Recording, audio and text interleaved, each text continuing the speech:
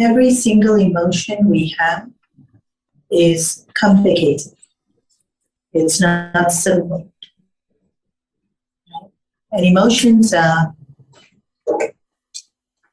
high intensity, or we can have them on a scale where we can feel mildly irritated to rage. So emotions are also not clear-cut in terms of how strong it is that we are experiencing it. Nor can we really judge any one person's emotion or compare people's emotions. But what we do know is that every single emotion serves a purpose. So fear is typically built in to keep us safe. And then, of course, in terms of how we understand things, it can work against us as well. But by and large, it was built into our mechanism to keep us safe. Anger is built into our mechanism so that we are alerted to injustice and things going wrong, and then we can fix it. And so every emotion serves a particular purpose, but then we, not necessarily understanding the purpose of the emotion, it can become bigger than it needs to, and it can become sometimes, like in the case with fear and anger, can actually work against us. Right? So instead of just knowing, okay, something's not quite right here, and then doing something about it, anger becomes so full-fledged that we could potentially do something and hurt the other person, and then regret it, and then strain the relationship. And so emotions do serve a purpose, but we're not always aware of the purpose they serve, and so they can override and take over and be, for lack of a better word, messy. So today we're talking about grief. And grief serves the purpose, quite logically, to deal with loss.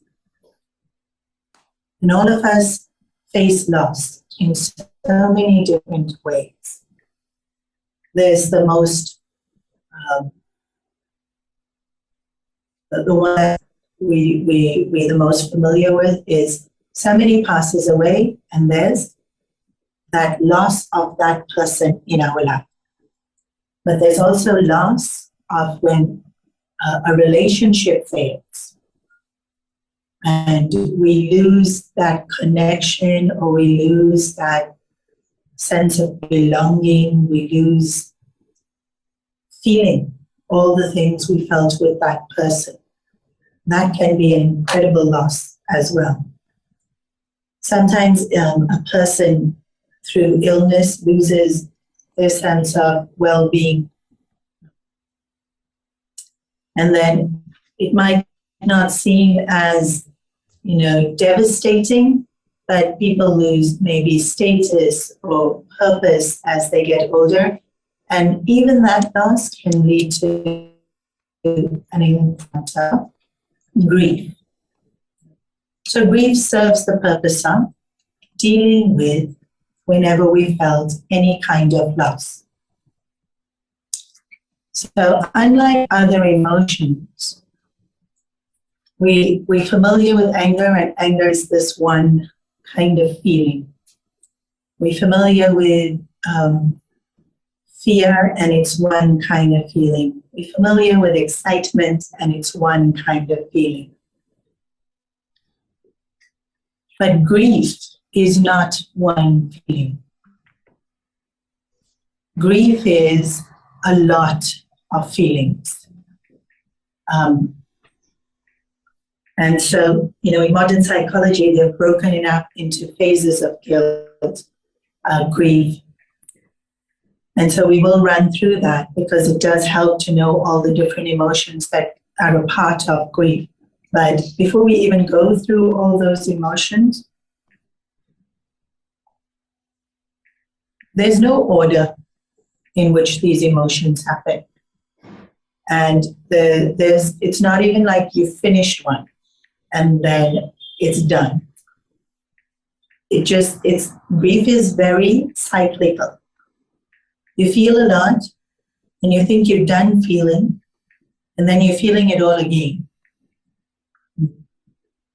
And so often when people narrate stories about how they had grieved for their whatever loss it is that they had in their life, they will say, everything was going well, and then I found myself in the supermarket and I saw the cereal that she used to like to eat, and I just started weeping and weeping uncontrollably, and I couldn't do anything about it. Or I was driving along and the song hit on the radio was something that we used to listen to, and I had to pull over because I was crying so much, but I had been fine. I had been fine for months.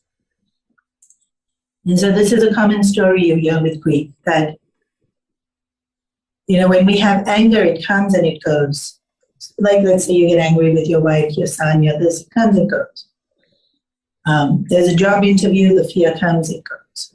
But grief doesn't quite go in the same way that other emotions have a wave and a life and most emotions we feel are event-based, person-based. Whereas grief kind of is a little bit, or I should say a lot more unstructured. And that's probably one of the most difficult things about grief, is that it's so incredibly unpredictable and unstructured. And even when we think we've dealt with it, it comes up again. So I'll go through some of the things that are involved in guilt. I keep saying guilt, sorry, grief. And guilt is one of them. So the first emotion in the introduction to grief is shock. We can't believe this has happened.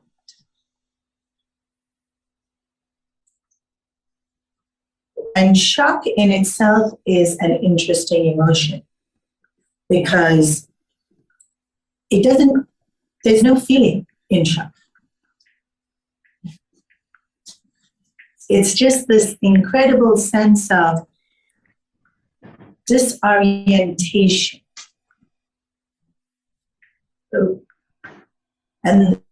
So remember, this disorientation can come back at different stages in when we are grieving.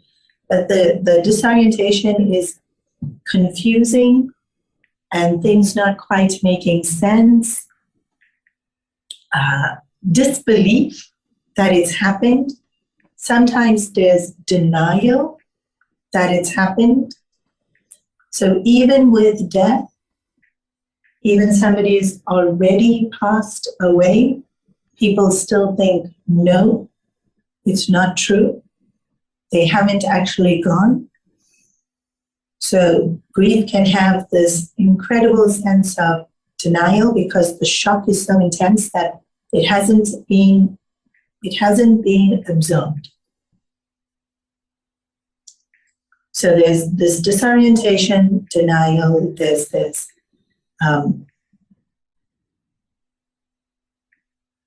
there's disbelief. So even if I know it's happened, I still don't believe it can happen. And like I said, this is very true for death because it's this incredible phenomenon, and we hear this so often when people pass away. People will say, I spoke to him just yesterday. Just last weekend, we were at lunch together.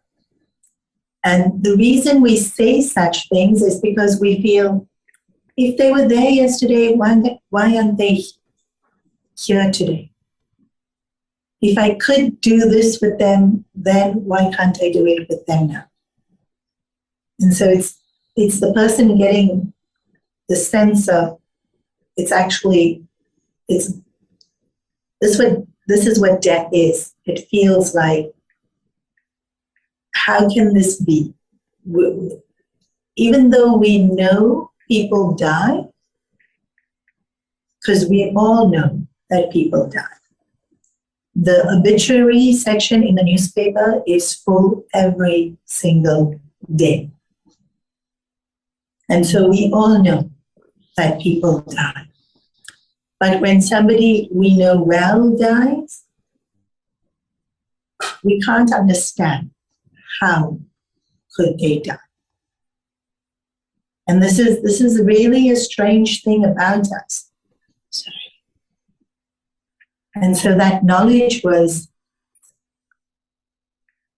very theoretical because we're not making sense of it. And so this we accept they die, and then we'll feel lots of things, and again the question will come up, but how? How can we have, how is it that they're no longer with me? And so this stage, even though it's the first stage, because on hearing whatever it is, there's that shock, it comes back. The shock comes back in different ways later on. So the first stage is this disorientation, and then there is the memories.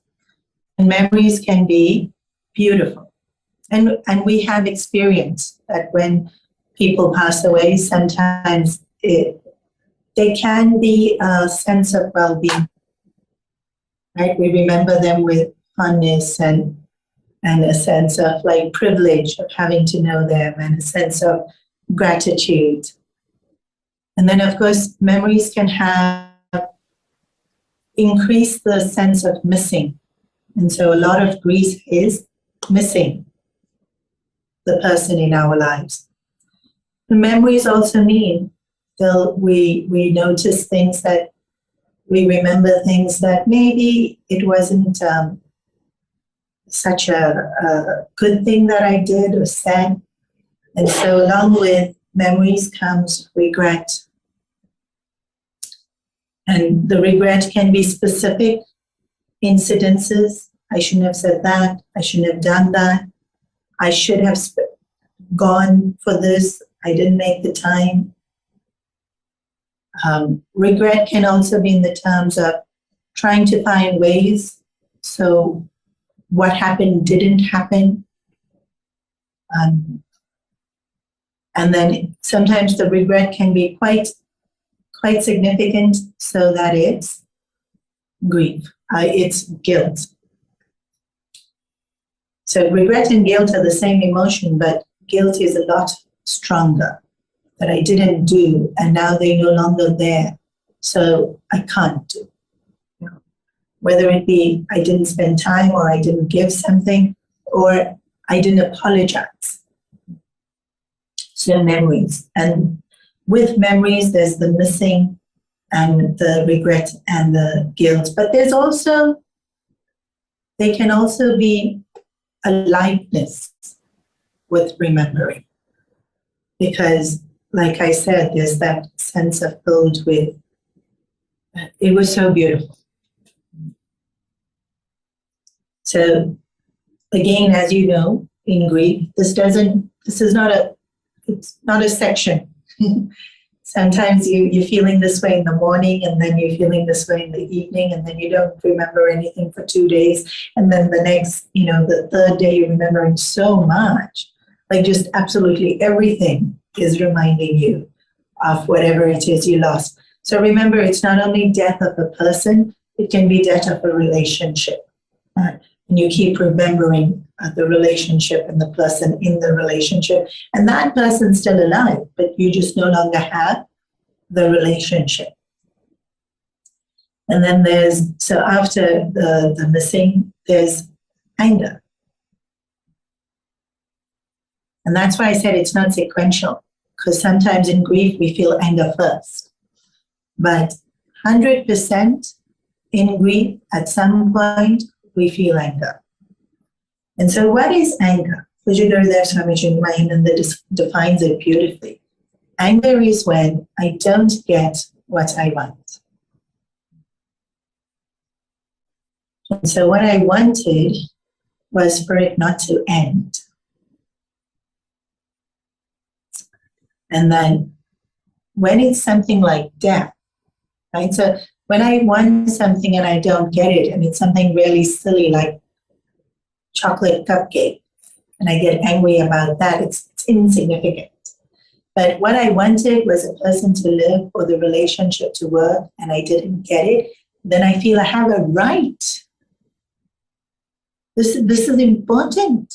Why didn't you give me this? This is really significant.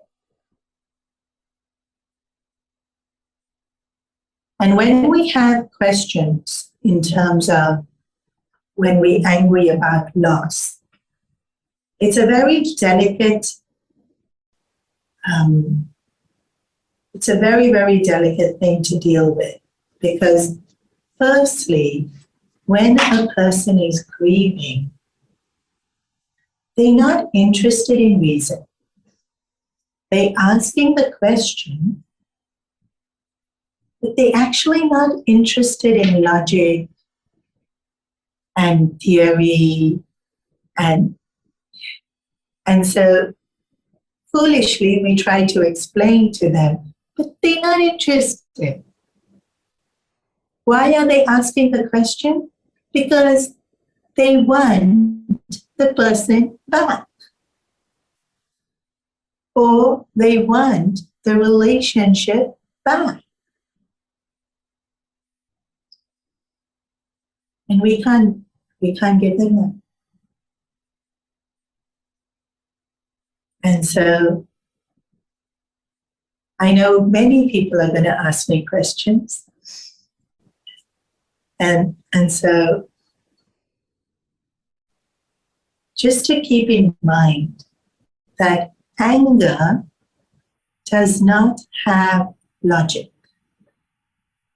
Right? If you just take your mind away from grief now for a moment, and just think of when you've been angry with the helper.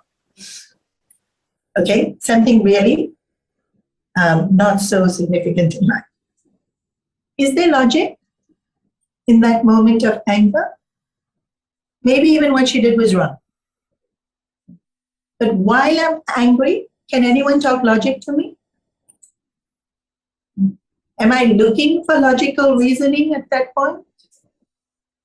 Okay, great. Now come back to grief. I'm angry. Is there logic? No. There's no logic. I just don't want this pain.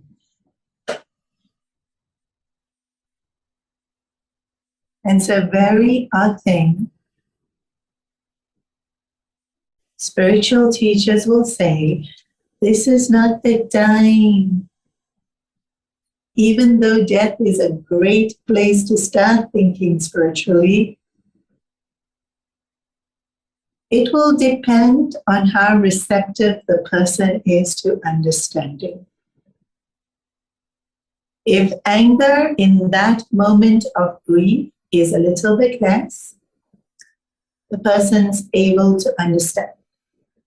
If anger in that moment of grief is full-blown,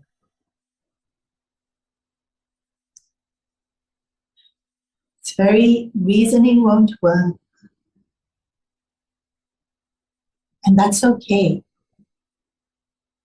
So if you're grieving and if you are angry, be angry. Not only in grief, for anything. Anger can just become so huge. And when we're feeling it in grief, it also becomes so huge. It overshadows every other emotion.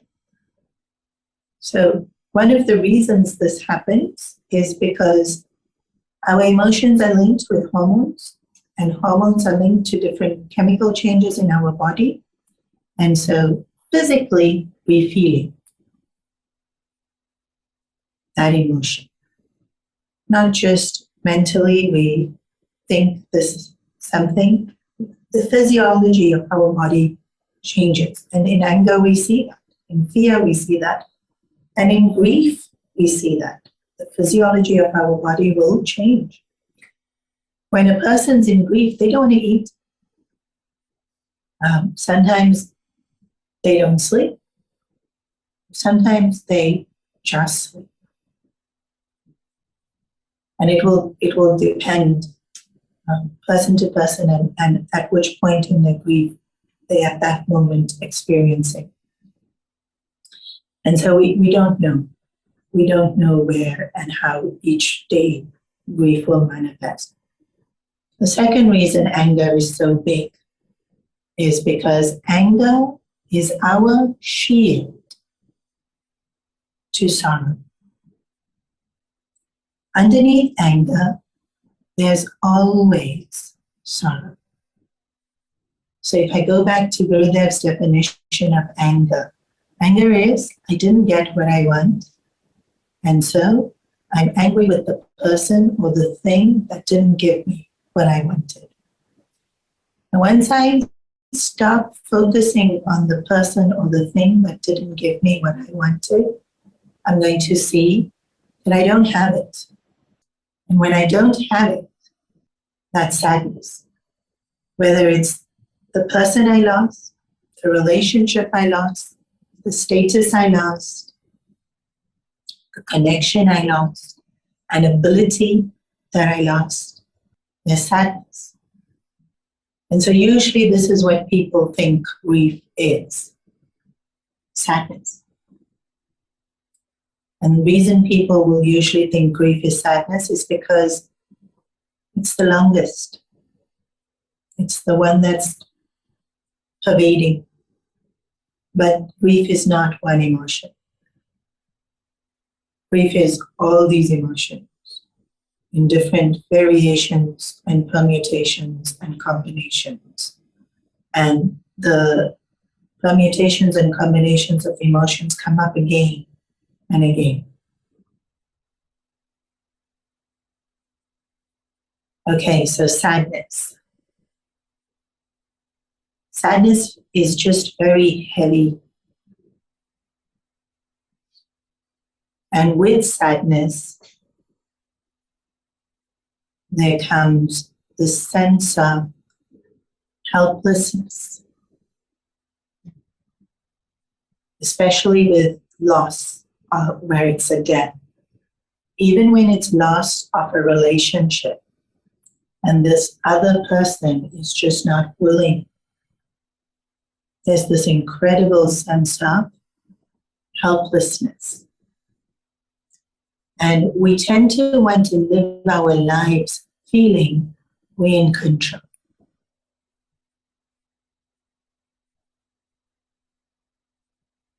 And then there's this realization we're not. And so there's this feeling of being completely disempowered.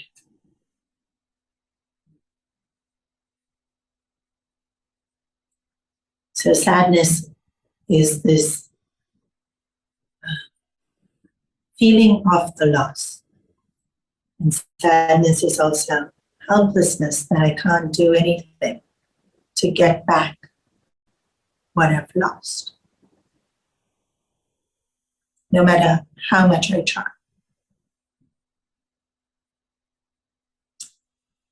And so because I feel disempowered and I feel helpless, the next emotion is fear.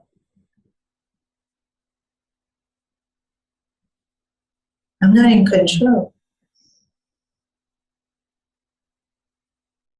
So what's going to happen when? I don't know. Recently, mean, actually, I've been dealing with grief from when I was a psychologist. At the age of 16, I used to work in crisis counseling. I was a psychologist before I joined the ashram. And in crisis counseling, people call, and it's usually they're in crisis mode, so there's a lot of distress, a lot of grief, a lot of trauma. So where am I now? 46. It's a lot of years of having exposure to grief and seeing it on a regular basis. So of course, as a psychologist, I saw grief on a regular basis. When you join the ashram, when people would meet me when I first moved to Hong Kong, they would be very curious, and the question they would ask is, so what do you do all day?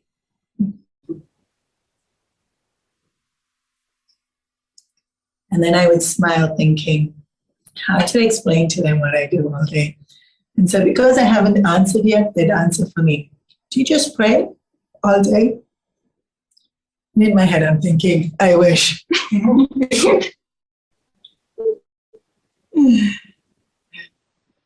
We see a lot of grief. And since COVID happened, the amount of grief that has filled people's life has been incredible. When India went through the second wave, when South Africa has gone through the riots. And so someone was asking me questions, and I said, well, it's not in our hands. What's not in our hands? Quite a lot is not in our hands.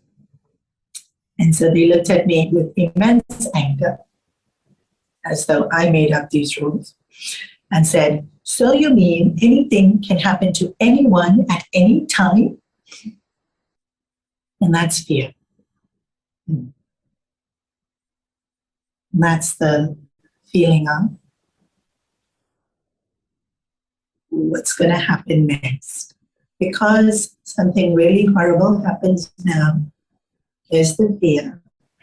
What's going to happen next? All of this is not so beautifully clear-cut the way I said it to you now. All of this is just whing, put into one nice little and called. What do we do with it? Nobody ever likes the answer. And there's only ever one answer. You feel it. Which bit? All of it. It's too much. Yes. There has to be another way. There isn't.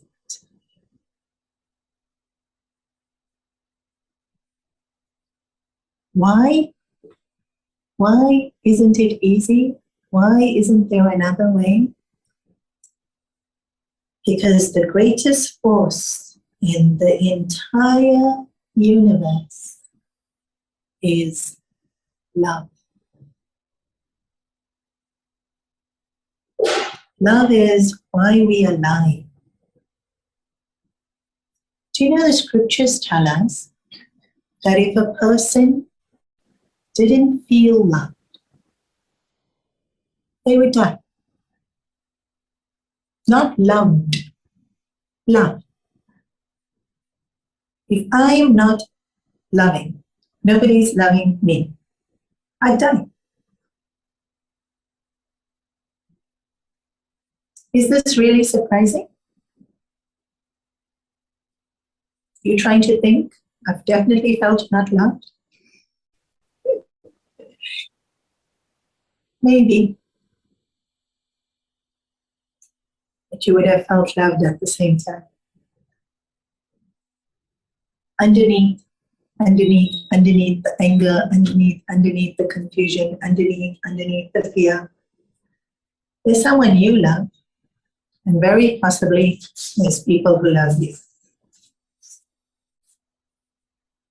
And so you are alive. Love is the very foundation of life.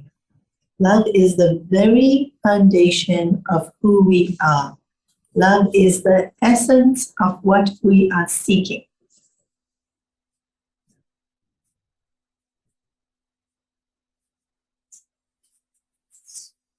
And what have we lost? Love.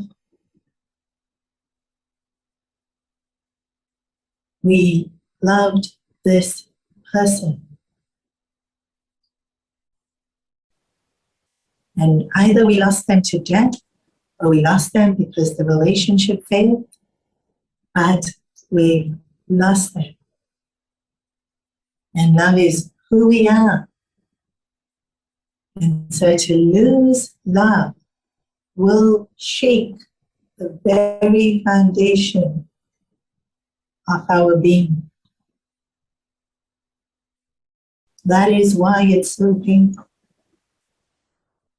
So what do? Number one, feel. Number two, love. Who, they're not there anymore. You can still love them. And if you look around, there's others you can love too. Not to replace, because we can never replace. And we never want to replace. But love doesn't have a limit. It's not that I can only love 5 people. After that, quota finish, over, done. And if you lost 2 of those 5 people, do that. No.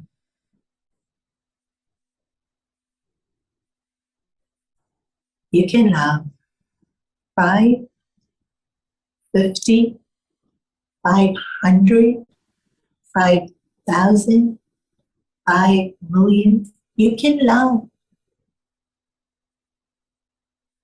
Why would I want to love when I can lose it?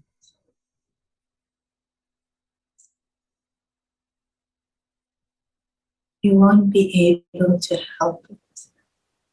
It's who we are. It's what we do. And it's what we want to do.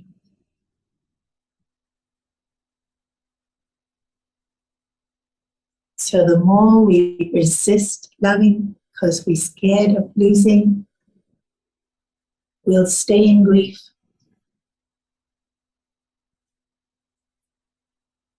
Grief can last very, very, very long.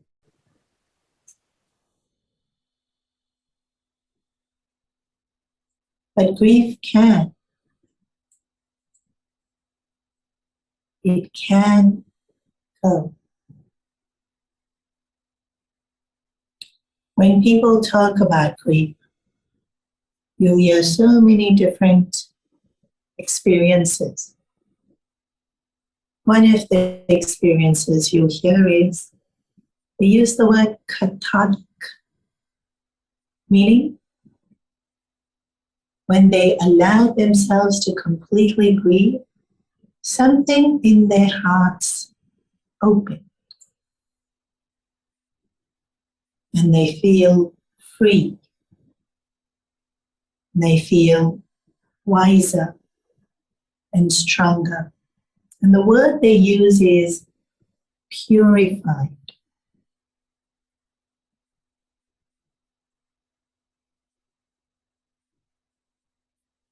Other people, when they talk about grief, they say, it's become my friend, because it reminds me constantly of what's important. Other people, when they talk about grief, say, it's become the ladders on which I have stepped to grow in faith. Some people lose faith when there's grief. Some people find faith when there's grief. Every journey is so incredibly different. Oops. But I want to mention one story before I pause and allow time for questions. Some people in the Hong Kong community know this person, even though they're not in Hong Kong. A young mom, wouldn't be more than 32, 33, might even be younger than that, had twin boys, and at age 4, one of them died.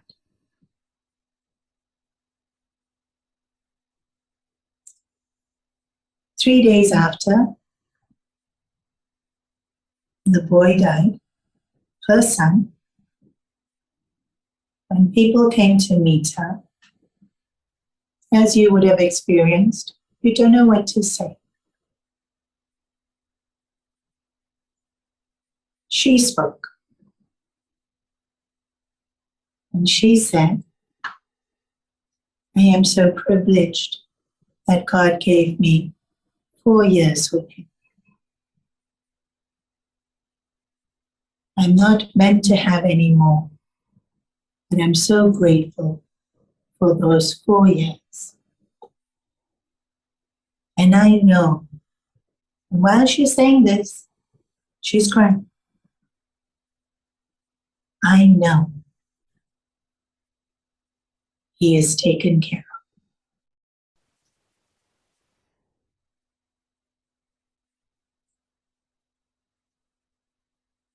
When I met her, it was quite a few months after that. And all I said to her is, I'm so incredibly proud of you, even though I have no right to be, because it's got nothing to do with me. But I have never seen anyone so incredibly graceful. She said, what is faith for then? Not everyone will have that experience, and she is truly an exceptional being. But I tell you the story for you to know. It's possible. It's exceptional, but possible. And if it's possible for her,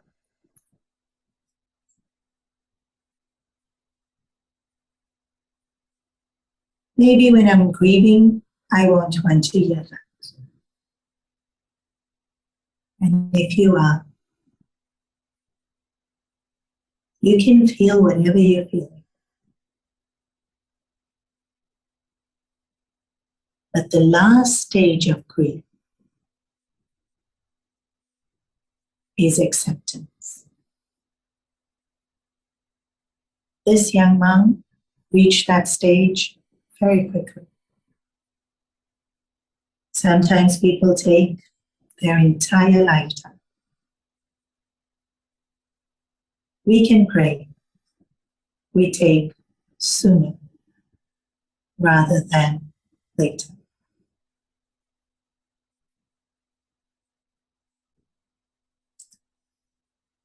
Okay. So, just to sum it up, grief is many emotions. Grief never completely leaves, but it can get a lot better. Once the anger part of grief dies, we can find answers to a lot of our questions. And there can be silver linings. It can actually enrich our lives in many different ways. in time. I pause here. I'll let the in-person people ask questions first.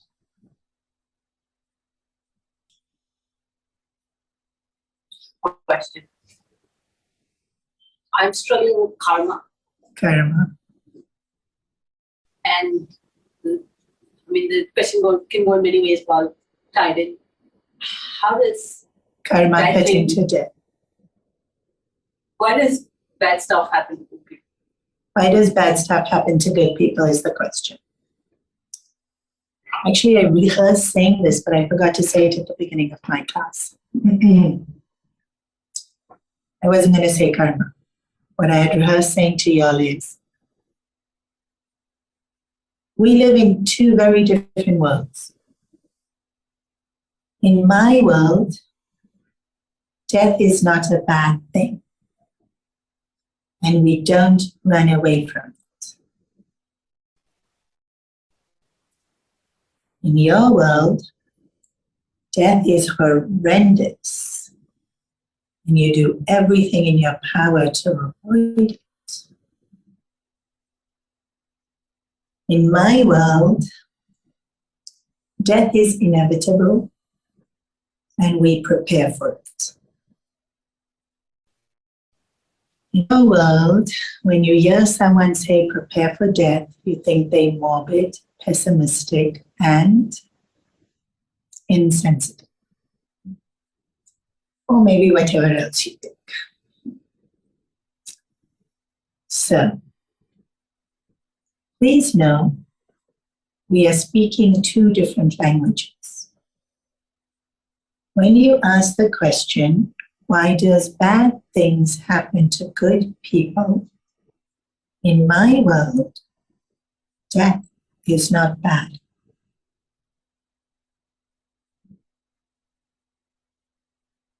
Why is death not bad in my world? Because only one who can give life can take life. And he takes what is his. It's got nothing to do with me. He gives, he takes. We are all his.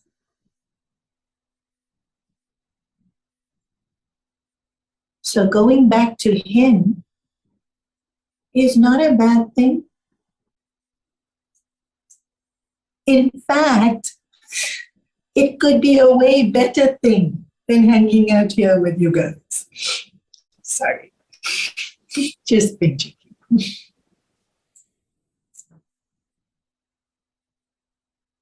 Second, I've said this a few times over the last few days. God doesn't decide when we die. We decide when we die.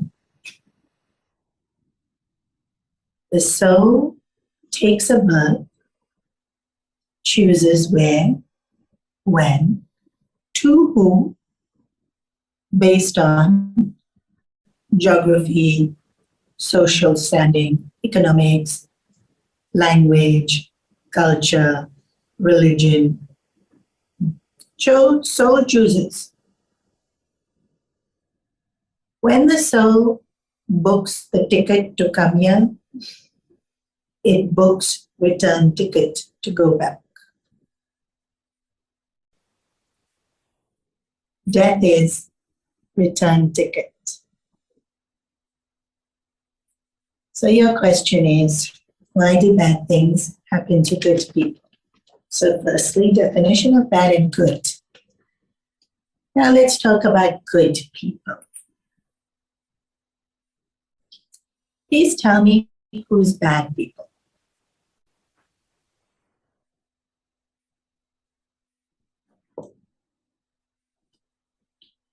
There's a whole list.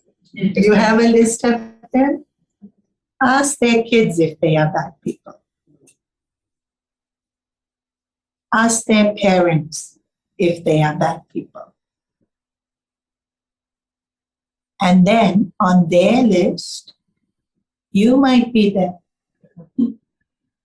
Are you bad people? In their list, you bad people. On your list, they bad people. Are you bad people? Are they bad people? Please show me these bad people. I will show you mirror.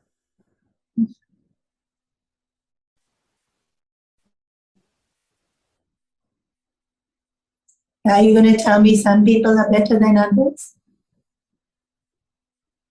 I agree. Some are better than others.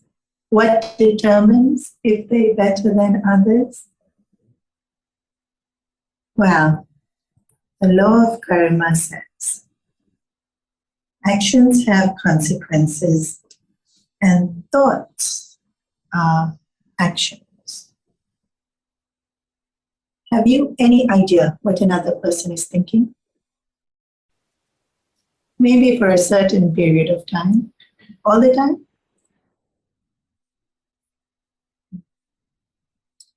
Now, when we say negative consequences come to negative actions, let me give you a very simple example. Let's say I am incredibly stressed. And so my thoughts are racing. This could happen, that could happen. I need to get this done, I need to get that done. If I don't get this done, this will be rush, rush, rush. We'll be here. Somebody's trying to say hello to me. No, not now. I'm too busy.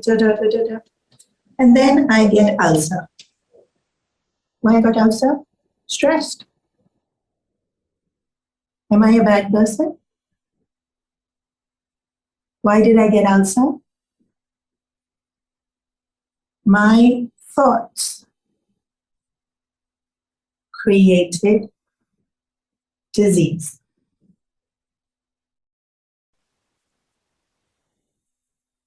Did I want to get ulcer? Was that on my to-do list?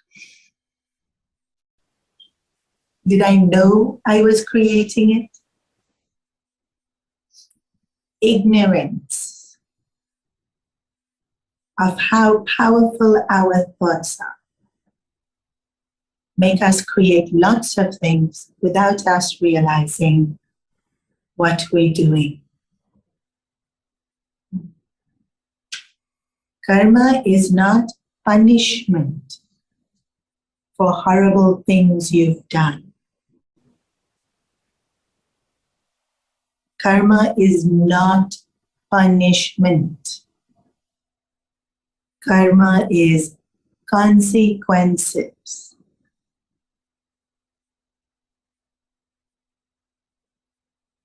So often we don't know the ripple effect of our thoughts. We don't know the ripple effect of our actions. Karma is not judging you to be bad or good. And some people will say, God did this. God's punishing us. Firstly, He's not. If we are to use the language of devotion, then God's not punishing us, God's teaching us. And the analogy that will be given is sometimes we put our kids through challenging things so that they can learn. We want them to get stronger, we want them to get wiser, we want them to become better people.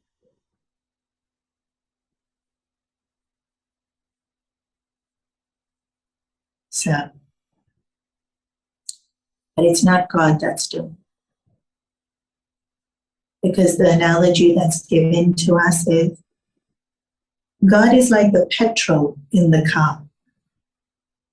The petrol doesn't decide where the car goes. The petrol doesn't decide how fast or slow the car goes. The petrol doesn't even decide what kind of car it is.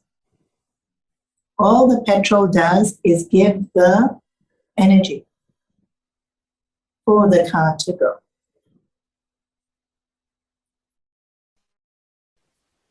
We ask this question, why does bad things happen to good people? We must remember that there's so much judgment in that. We have judged what is good, we have judged what is bad, and our judgments are not necessarily correct. So I'm going to repeat what I said earlier. If somebody is asking because they're angry, be angry. If you're asking to understand, I can explain.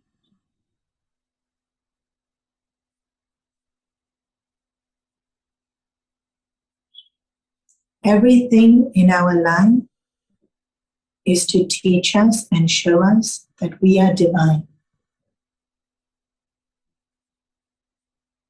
Sometimes people will say, but like this? You're teaching me like this?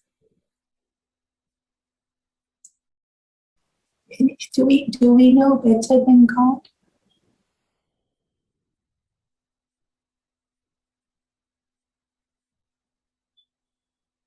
If we knew better than God, we already know we're divine, right? And we wouldn't be grieving. Because love is infinite and never dies. We only grieve because we think it dies. And if He's trying to teach us it doesn't die, is that such a horrible thing? He's trying to teach us it doesn't die. He's trying to teach us we don't die. He's trying to teach us we are divine. So I've said He in the language of devotion. But please know, He isn't doing anything. We. The soul decides. Why? So that we can go back to knowing we divine. Up to us how long we take to learn that lesson.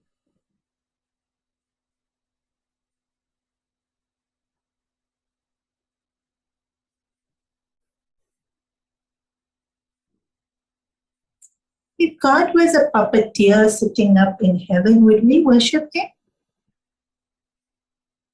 Is that the kind of God we'd worship? He's unconditionally loving to everyone in the same way. He doesn't judge good and bad. We judge good and bad. Yes? We go through something very tragic. We always why me. Yes, we do say why me. Actually, it's very much a part of grief. In grief, when there's the shock aspect of grief, why me? The disorientation part of grief, why me? The anger part of grief is why me?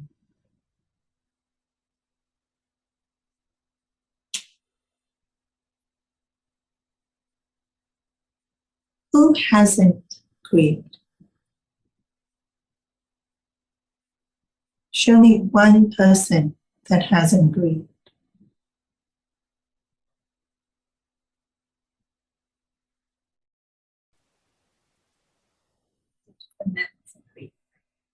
Yes, there's different levels of grief. It's based on how much we love. It's not based on age. It's based on how much we love. The more intensely we loved the person, the more we will grieve, regardless of the relationship.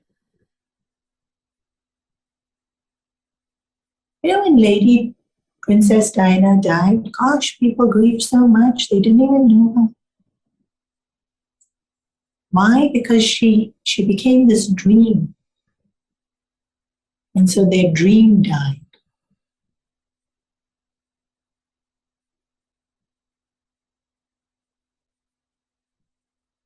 Sorry, we choose? So we choose the intensity of grief. Everyone will feel the depth of grief if they allow themselves to feel it. We choose whether we feel it or not. That we don't choose at soul level. That we choose now, here. Some people avoid, distract, cover up. They won't feel it.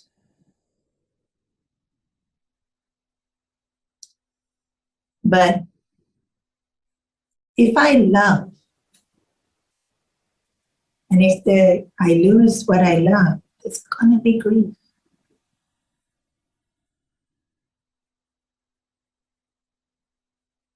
And you really can't compare one person's grief to another. You really, really, really can't compare. And also, it's not a competition. Please, guys, it's not a competition.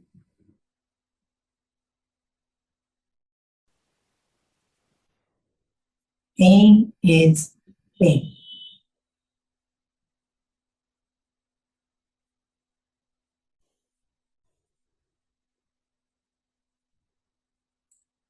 So why me? Every single person is asking. Everyone. Everyone grieves. Like I said, it's not just death. It's even a relationship failing, a dream failing.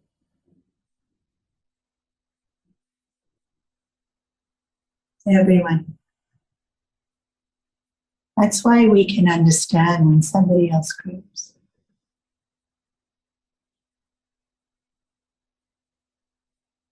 That's why when we watch a movie and something horrible happens, all of us are like, even if you're too cool to actually cry in a movie, you still feel it. And of course, if you are like me, you have to have wept. And it's a movie. Why? How can we relate to that? Because all of us feel grief.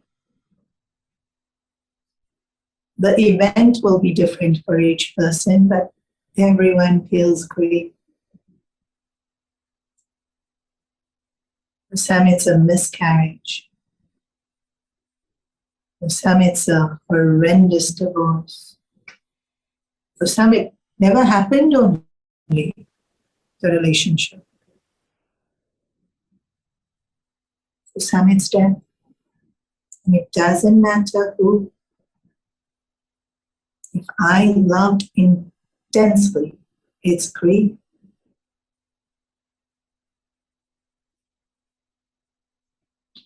Okay. In person? Anyone else? There's lots on the chat. No? I'll just see all the comments on the chat. Grief doesn't end.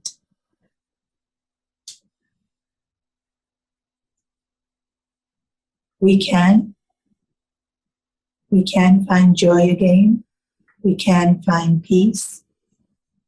But we never stop loving the ones we love. When we feel guilt,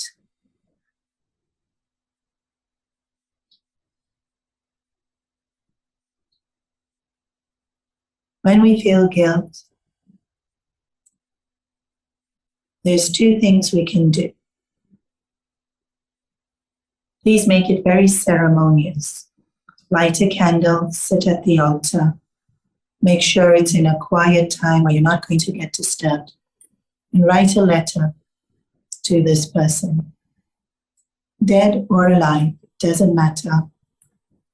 You will not be sending this letter, but you can write this letter and apologize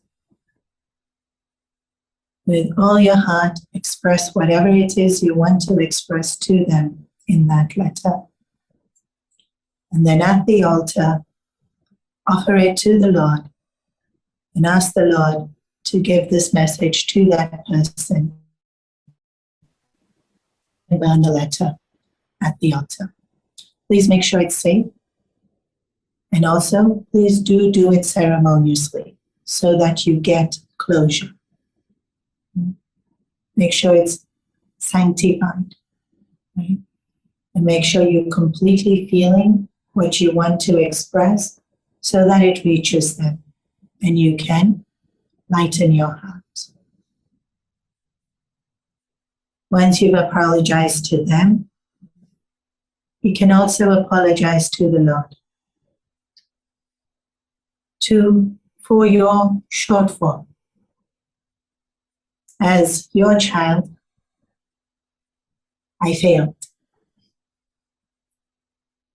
As we so often do, please give me the strength to not fail you again. Please make me aware, more aware. Please make me more sensitive. Please make me wiser so that I can live a life to make you proud.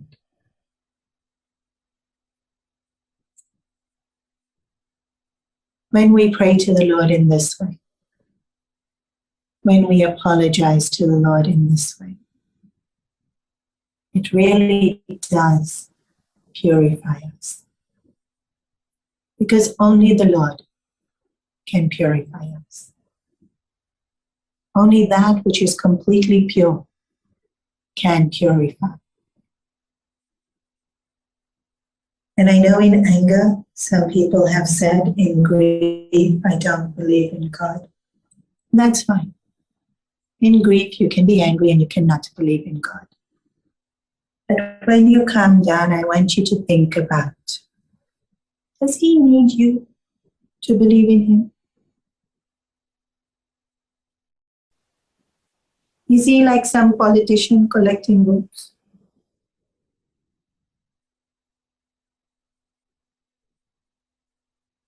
But we need, because where else will we go to get strength and purity and clarity? I repeat, in grief, it's fine. Every emotion you feel in grief, it's fine. It's something to think about on a calmer day. How should we be around other people who are grieving? Sensitive to what they want. If they want to be left alone, leave them alone. Please, leave them alone. If they want to talk, let them talk. You don't tell your story. Let them talk. If there's something in particular they want to do, you do.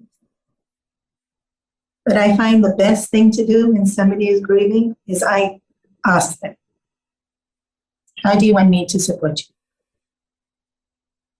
Will you let me know when you want me? Will you let me know when you don't want to see me? I don't know if I can. Okay, I'll check in. Yep, I'll let you know when I'm ready to talk. Okay, good.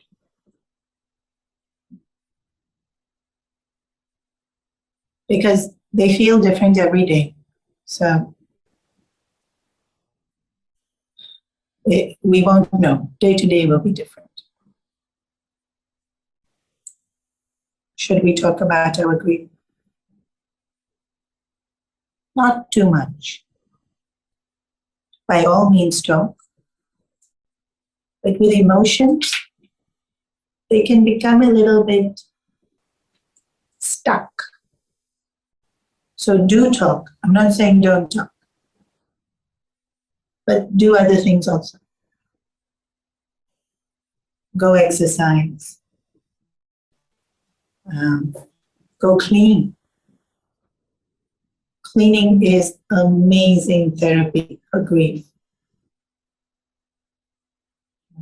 Maybe some artistic outlet, painting, dancing, writing.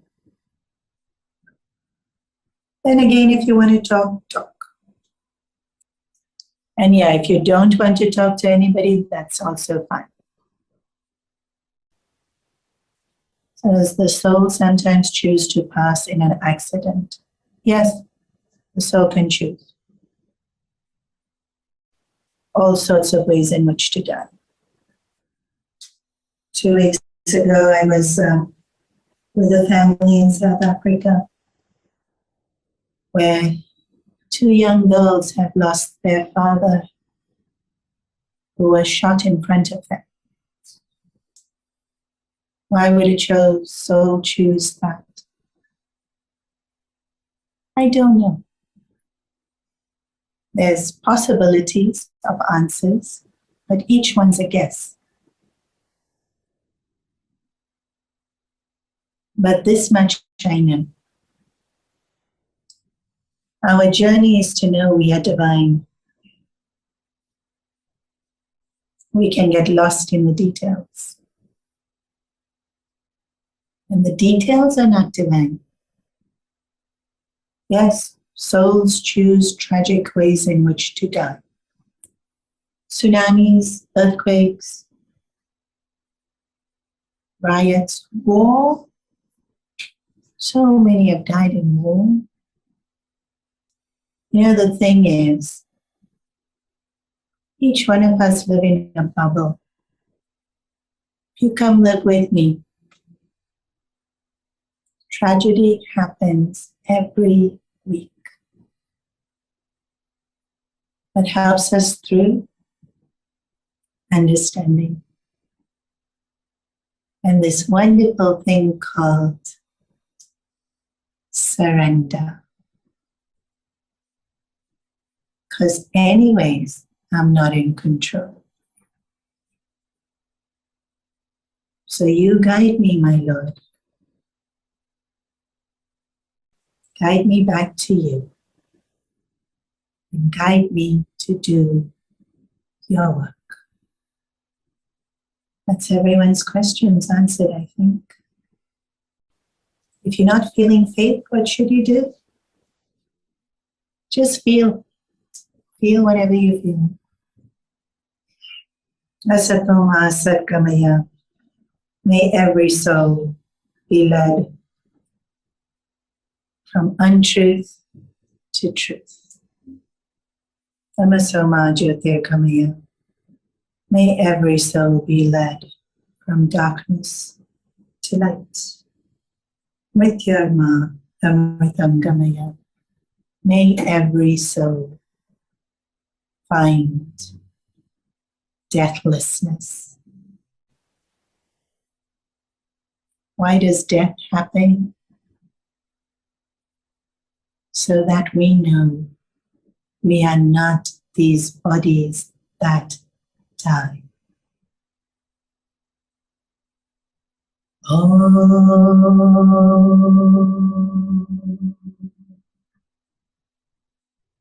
Asatoma Satgamaya Tamasoma Jyotirgamaya Mrityarma Amritam Gamaya.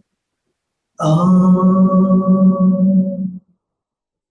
Purnamada Purnamidam Purnam Purnamudachyate Purnasya Purnamadaya Purnamevavashishyate. Om Shanti Shanti Shanti. Hari Om Shri Guru Hari Om.